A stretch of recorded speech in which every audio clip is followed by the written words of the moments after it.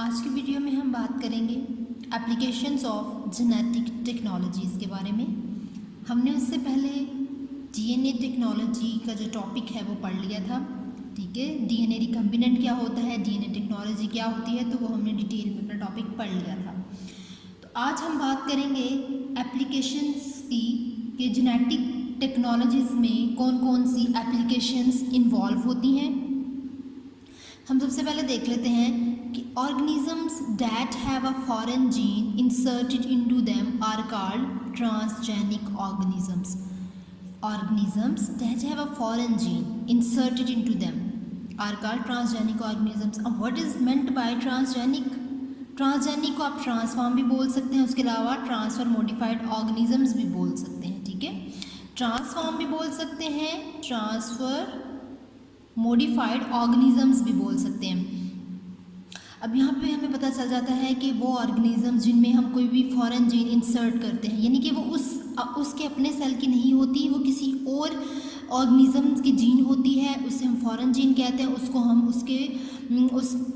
उसके होस्ट में, उसके डीएनए में इंसर्ट कर देंगे। ठीक है, उसके जेनेटिक मटेरियल में, टोटल जेनेटिक मटेरियल जो होता है उसको हम जीनोम कहते हैं। अब उसके जीनोम में उस फॉरेन जीन को इंसर्ट कर देते हैं और फिर क्या होता है कि वो एक ट्रांसजेनिक ऑर्गेनिज्म बन जाता है, यानी कि हमने जो डिज़ायर्ड जीन होती है, ठीक है, जो हमारी जीन ऑफ इंटरेस्ट होती है, वो हम ला के उसमें पुट कर देते हैं और फिर हमें अपना एक डिज़ायर्ड प्रोडक्ट मिल जाता है। तो ये चीज़ कहलाती है ट्रांसजेनिक ऑर्गेनिज्म। ठीक है, अब हम कहते हैं कि ये सारा जो प्रोसेस होता है ये जेनेटिकली इंजीनियर्ड के तरीके से होता है। अब what is the genetically engineered, कि हम कह रहे हैं कि ये सारा प्रोसेस जेनेटिकली इंजीनियर्ड बैक्टीरिया के तौर पे हो रहा होता है। तो what is the genetically engineered?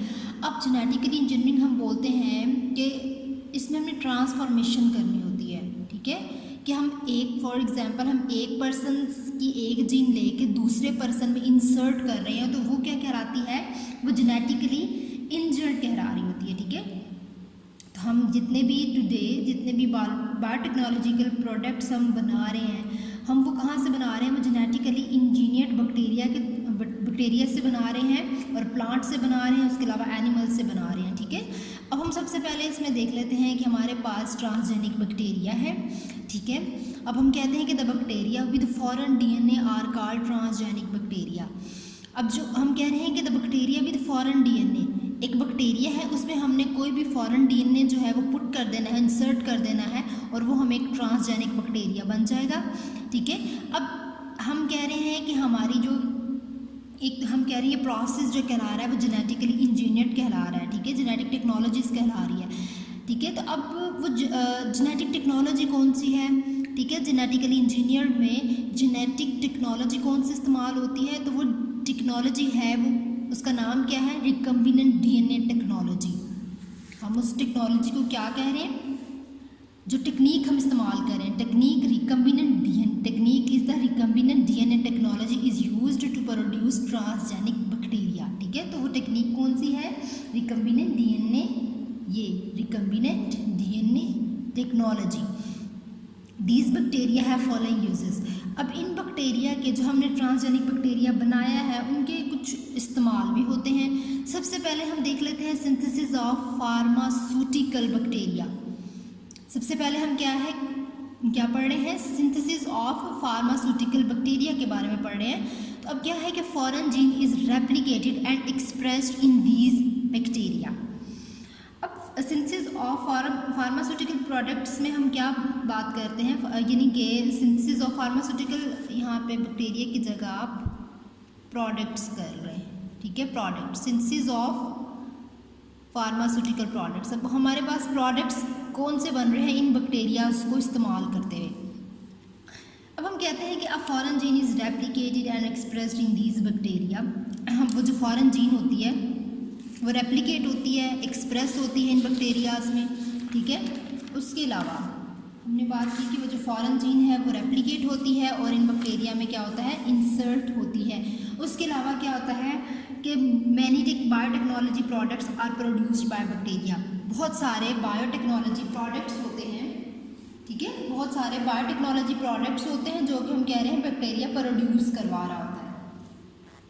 अब यहाँ पे जितने भी हम कह रहे हैं प्रोटीन हमें बहुत प्रोडक्ट्स की वजह से मिल रही होती है, ठीक है। तो जितने भी हम कह रहे हैं कि प्रोडक्ट्स हमें मिले हैं वो इन ट्रांसजेनिक बैक्टीरिया से, जो हमने बैक्टीरिया सिंथेसाइज करवाया है वहाँ से हमें मिल रही होती हैं, ठीक है। अब हम कह रहे हैं कि कुछ प्रोडक्ट्स जो आजकल हम कह रहे हैं कि मार्केट में अवेलेबल हैं, उसमें सबसे पहले इंसुलिन आती है, ह्यूमन ग्रोथ हार्मोन है, टिश्यू प्लाज्मिनोजन एक्टिवेटर है, हीमोफीलिया फैक्टर है, इसके अलावा हेपेटाइटिस बी वैक्सीन है, ठीक है। और ये हीमोफीलिया फैक्टर 8, ठीक है, VIII, ठीक है, दैट इज 1 नॉट I, ठीक है, V11। अब हम कह रहे हैं इसके अलावा कि ये हम कहाँ पर इनका इस्तेमाल करते हैं, तो ये भी हम साथ देख लेते हैं। अब हम कहते हैं कि हीमोफीलिया जो है उसको ट्रीट करते हैं by clotting factor by bacteria. ये अभी जो हमने बैक्टीरिया सिंथेसाइज करवाया, हीमोफीलिया एक डिजीज़ है, जैसे कि हम कहते हैं कि कोई भी ब्लड क्लॉट हो जाता है, ठीक है। अब क्या हो रहा है कि वो जो क्लॉटिंग फैक्टर्स बन रहे होते हैं, उन क्लॉटिंग फैक्टर्स की मदद से इस हीमोफीलिया को ट्रीट करवाया जाता है। और वो क्लॉटिंग फैक्टर को ट्रीट कौन करवा रहा होता है, ये जो बैक्टीरिया हमने सिंथेसाइज करवाए होते हैं, ठीक है। तो इस तरह हम हीमोफीलिया के ट्रीटमेंट में इसको इस्तेमाल करते हैं, इन बैक्टीरियाज को। उसके अलावा इंसुलिन जो है ये एक हार्मोन होता है। अब वो जो हार्मोन होती है वो हमारे ब्लड में जो भी शुगर वगैरह होती है उसको कंट्रोल करने का काम करती है। अब ह्यूमन ग्रोथ हार्मोन जो है, ह्यूमन ग्रोथ हार्मोन जिसको हम HGH भी बोलते हैं, ये क्या काम करती है, ये एक जैसे आप कह सकते हैं, आपने ड्वार्फिज्म का लफ्ज़ सुना होगा। कुछ ह्यूमन बींग्स ऐसे होते हैं जिनकी हाइट बहुत ज़्यादा छोटी होती है, उनका साइज़ जो है बहुत ज़्यादा स्मॉल होता है, ठीक है। तो उसकी हाइट वगैरह को बढ़ाने के लिए, उनका साइज़ बढ़ाने के लिए ह्यूमन ग्रोथ हार्मोन जो है इनका इस्तेमाल किया जाता है। उसके अलावा टिश्यू प्लाज्मिनोजन एक्टिवेटर, इसको हम TPA भी बोलते हैं।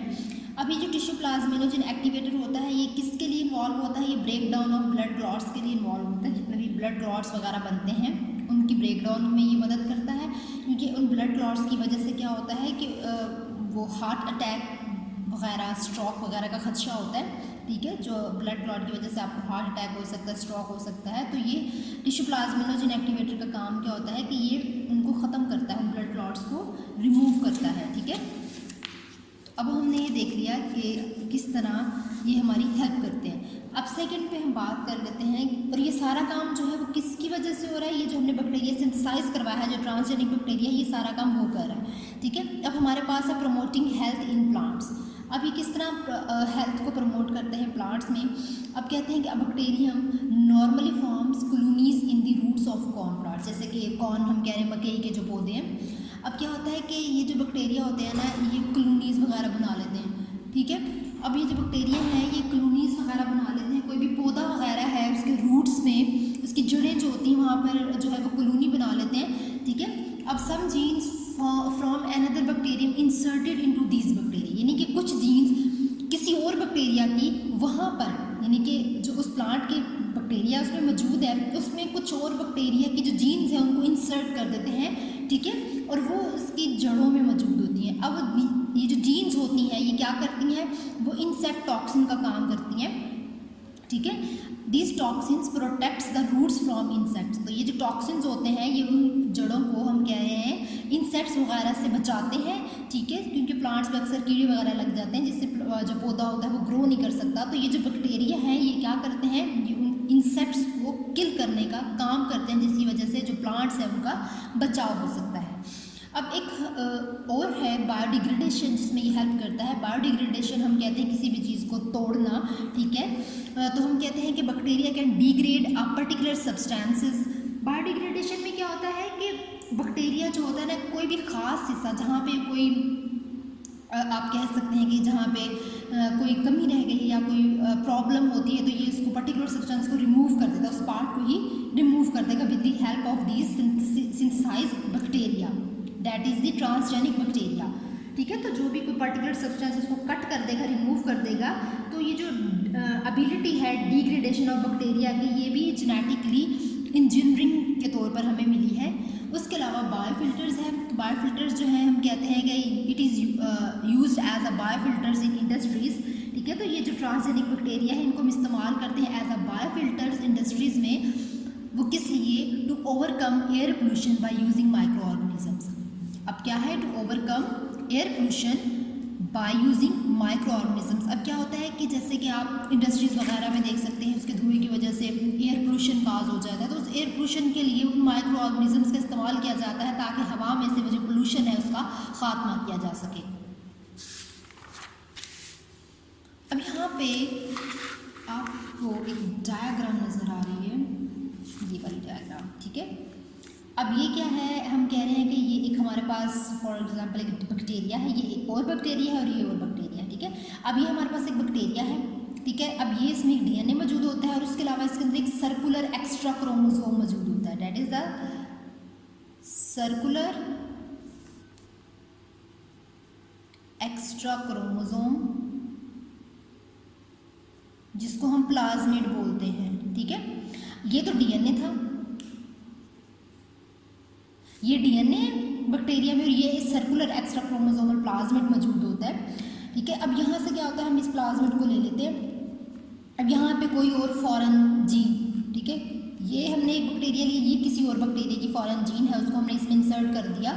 अब जेनेटिकल इंजीनियरिंग के प्रोसेस के थ्रू हमने जो डीएनए रिकम्बिनेंट टेक्नोलॉजी थी उसके ज़रिए हमने अब ये एक न्यू बैक्टीरिया सिंथेसाइज करवा लिया। अब ये जो है ये कहलाता है transgenic bacteria, that is the transgenic bacteria, ठीक है। तो ये क्या है, ये ट्रांसजेनिक बैक्टीरिया हो गया कि हमने एक प्लाज्मिड जो है इसका लिया, अब इसमें किसी और बैक्टीरिया से, ठीक है, अब हमने किसी और बैक्टीरिया का ये जो हिस्सा है ये इसमें फॉरेन जीन जो इसको हम कह रहे हैं उसमें इंसर्ट कर दिया। अब ये हमारे पास एक ट्रांसजेनिक बैक्टीरिया हो गया और इस प्रोसेस को हम जेनेटिक इंजीनियरिंग भी बोलते हैं और इस टेक्निक को हम कह रहे हैं डीएनए रिकम्बिनेंट टेक्निक, ठीक है। अब यहाँ पे हमारे पास नेक्स्ट जो इसका यूज़ है वो क्या है कि सिंथेसिस ऑफ ऑर्गेनिक कंपाउंड्स। अब सिंथेसिस ऑफ ऑर्गेनिक कंपाउंड्स में किस तरह काम करता है कि हम कह रहे हैं कि the catalyst act on precursor molecules during synthesis of chemicals, ठीक है। अब क्या होता है कि ये जो बैक्टीरिया है ये जितने भी केमिकल ऑर्गेनिक कंपाउंड्स हैं उसकी सिंथेसिस में भी अपना काम कर रहे होते हैं। जैसे कि हम कहते हैं कि बैक्टीरिया इन जगहों पर कैटलिस्ट के तौर पर काम करते हैं, ठीक है। अब क्या होता है कि जैसे फॉर एग्जांपल हमारे पास एक एस्पर्टेन है, दैट इज द एस्पर्टेन।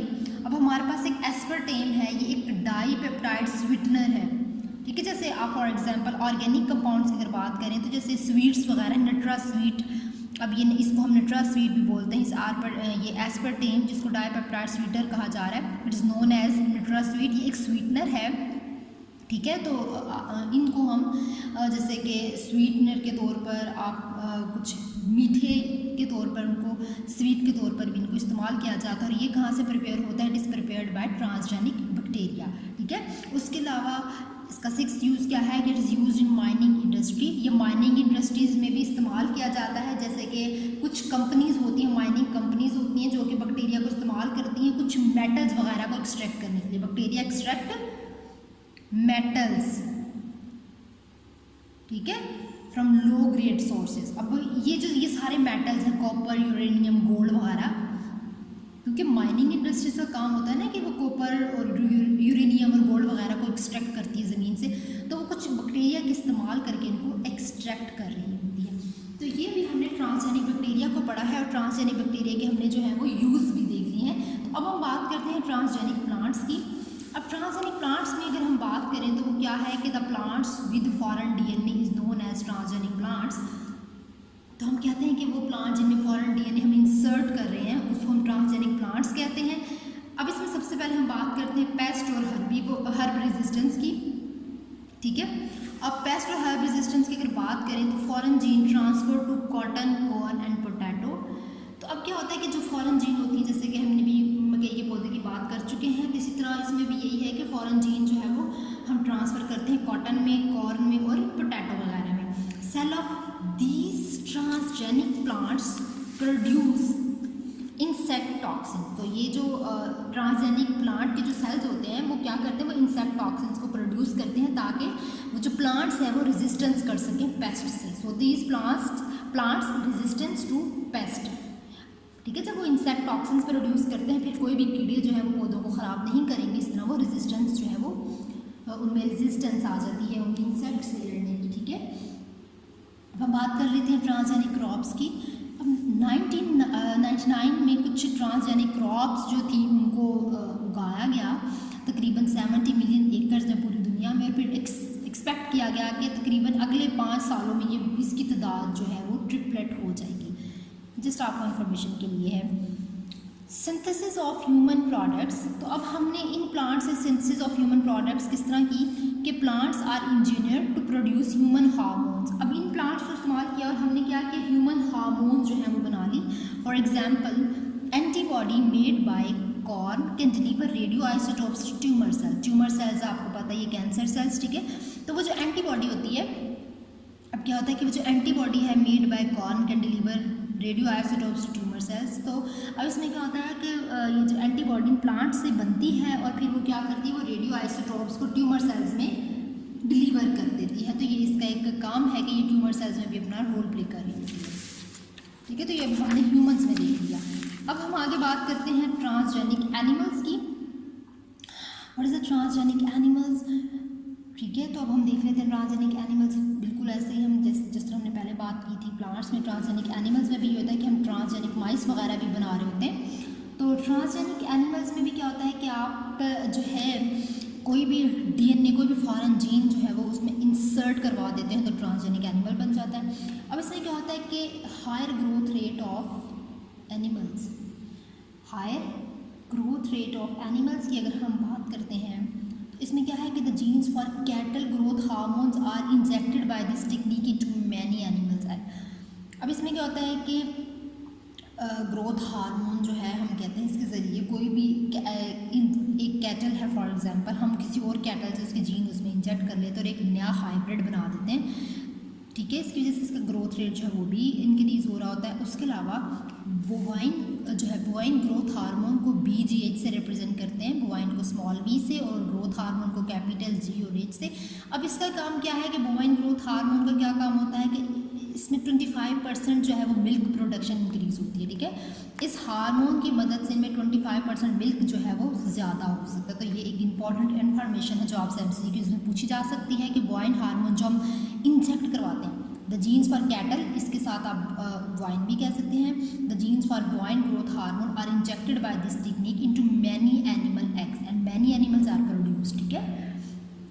उसके अलावा जीन फार्मिंग का इस्तेमाल होता है। जीन फार्मिंग में क्या होता है कि ट्रांसजेनिक फार्म एनिमल्स, जो फार्म एनिमल्स होते हैं, जो transgenic farm animals to produce pharmaceuticals is called gene farming. जो फार्मास्यूटिकली एनिमल्स हम प्रोड्यूस करते हैं उनको जीन फार्मिंग कहा जाता है, ठीक है। जैसे आपने फार्म्स वगैरह पे अक्सर आपने देखा होगा, जैसे कि हम चिकन भी देखते हैं जो फार्मास्यूटिकली जो है वाइट हैंड प्रोड्यूस की जाती है, ठीक है। तो ये क्या है, ये जीन फार्मिंग है। Many antibiotics hormones are produced by this technique, इनकी वजह से कुछ एंटीबायोटिक्स और कुछ हार्मोन्स भी प्रोड्यूस किए जाते हैं। अब यहाँ पर हम देख लेते हैं ट्रांसजेनिक एनिमल्स को। यहाँ पर जैसे कि ये टेक्निक, ये 3 तरीके हैं ट्रांसजेनिक एनिमल्स के, ठीक है, जो कि आपके कोर्स में मेंशन नहीं है। तो बस एक डायग्राम दी गई थी जिसको मैं आपको समझा देती हूँ।